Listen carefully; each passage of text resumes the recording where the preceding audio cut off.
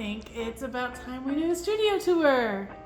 Today's very special because the AC is broken, so it is 90 degrees inside my house, so you may see a little shimmer, if you will.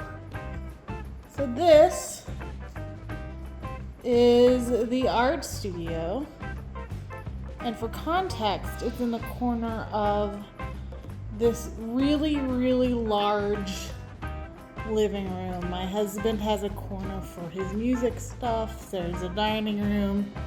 There's like a living room corner, fireplace, and then this corner is where the art happens.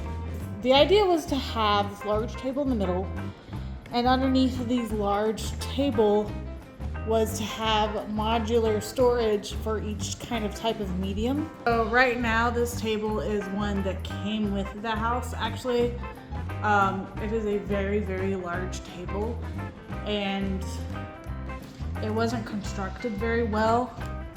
The wiggle you see here is just the wiggle of you barely pushing on the table, but big tables are expensive. This came with the house, and I do eventually want to build out one that's a little more customizable to the size I really want it to be. It's be a little bit wider and shorter, and a little bit taller, so I can also build out the modular storage to go underneath. Right now there is storage underneath, but it's just kind of whatever we had to store things in. So this is the table, all nicely covered in paint, as an art studio table should do. It runs the center. And here you can see how much it shakes. But let's just start at this end. This is kind of where all the oil painting is happening. Instead of easels, I am just putting things directly, well, not directly, I line the wall with butcher paper and hang paintings I'm working on directly on it.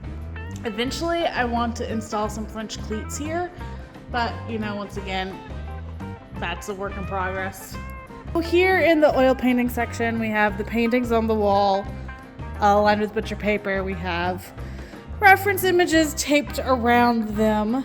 Then I have this bubble wrap on the ground that I just stepped on.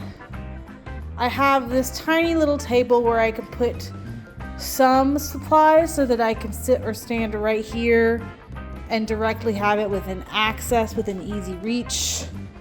Or on the other side, I can just move this wherever. Here you see the assortment of oil brushes. Here you see a lot of palette knives, terps, oil painting supplies within reach. This section of oil painting colors are the colors that I am specifically have on my palette while I am working in the session. Over here, some oil paint supplies have moved from the bottom to the top.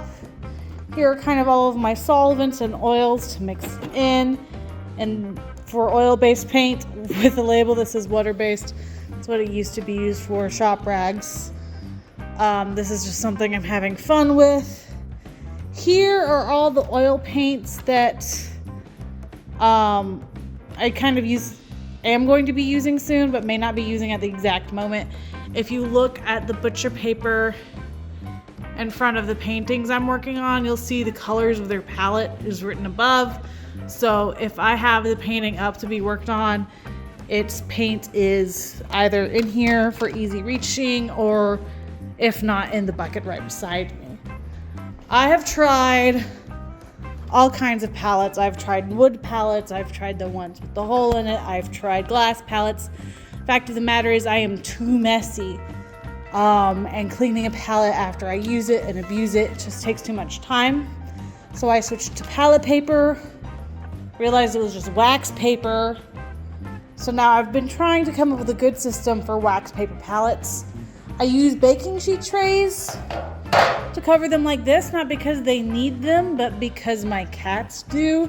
If they're laying in a spot I'm worried about my cats feeling like they should jump on it, I'll put this baking sheet down.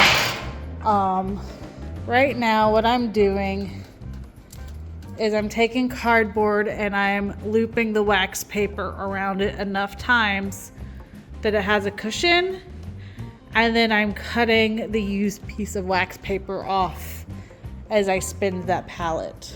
The problem is you can see the striations of the cardboard in it, and I don't really love that. Bonus cat. Okay, now let's go underneath the table. But these towers right here are all other colors of my oil paints, separated by hue. Here we have naturals and neutrals, reds, oranges and purples, yellows, greens, and blues. Here we have a bucket of aprons. Here we have 2 storage buckets for drawing supplies. We have pastels and fixatives here, pencils here, a roll of butcher paper to line the wall with. Here is a bucket of sketchbooks and small canvases. Buy fresh, larger canvases there. I learned how to do the braided in rug when it went big on TikTok. Never completed it. All this scrap fabric here is supposed to go into that rug. This basket here is miscellaneous craft items. We have dried flowers, we have really shitty craft paint. You know, there's a glass bottle cutter, just crafty stuff that I like to play with occasionally. So this corner, this double desk, kind of fits all of the technology and stationery needs. You know, we got a nice Mac on top, planner out, iPad. Down here we have a scanner, cameras, a bucket of office supplies, bucket of random gadgets underneath, bucket of washi. If you can't tell, I throw a lot of things in buckets. I'm not great at keeping things organized, as you can probably already see, and it's a lot easier for me to toss something in a bucket than to put it out another way, so I find it's a little more successful for me to try and keep anything organized. This side of the desk, we have printer, we have Cricut, we have papers for the printer and Cricut, and we have nice notebooks and some stationery supplies. Take you over to the sofa. Someone told me that the 2 best pieces of furniture for an art studio was a nice comfy place to sit and look at your paintings comfortably, and a very large trash can. Both of those things have been true. I would say get an even larger trash can than you think. Mine is currently outside, which is why there's a trash bag in that corner, because I need to clean the actual trash can itself. But the couch has functional dividers. This side of the couch, which is empty right now, I'll put finished paintings that I need to finish processing, meaning I need to varnish them, photograph them, list them, etc. This side of the couch has canvases of paintings that I have started, have not finished, but kind of got stuck on and needed to put aside for the moment for my own sanity. So here you can see finished, unprocessed, unfinished paintings here. We have quite a few. Now this drafting desk, honestly, I barely use. It looks started being in use right now, but it's really not. But when I do use acrylics, I want to start to use all of my acrylics over here so that I can just have my acrylic supplies out here at all times, which you can kind of see already. That I've dedicated the drawers on this to acrylics and acrylic paints. Here, this cart is miscellaneous supplies and like acrylic palettes, acrylic accessories like jars, my acrylic brushes, and then when I said I had tried a bunch of other oil palettes, this is where they all went to die. It's right here. You can see how crusty I get them.